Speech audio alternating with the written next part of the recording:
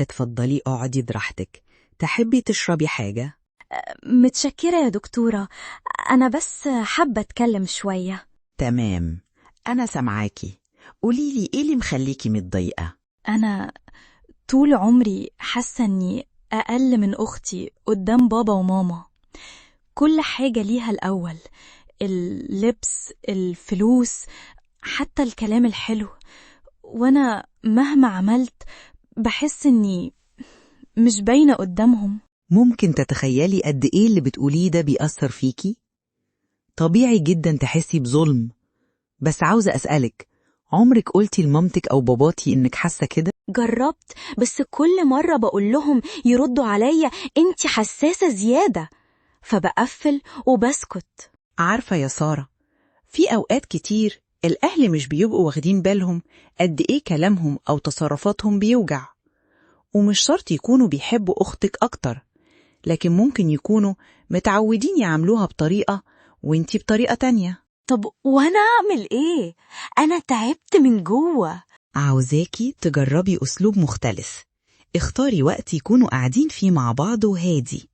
ابتدي كلامك بجملة بسيطة من غير لوم، زي أنا ساعات بحس إني مش واخدة نفس الاهتمام زي أختي، وخليكي مركزة على شعورك مش على غلطهم.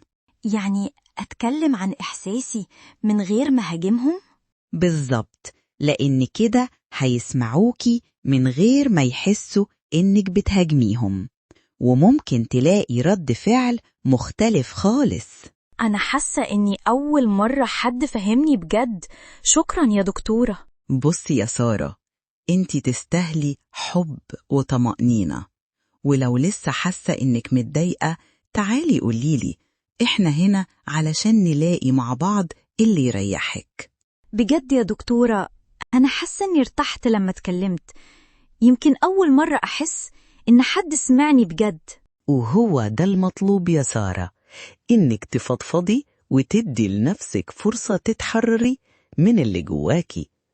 انتي أخدتي أول خطوة، ودي أهم حاجة. أنا عاوزة أكمل معاكي، يمكن أتعلم إزاي أتعامل مع الموضوع ده. طبعا يا حبيبتي، هنكمل سوا خطوة بخطوة.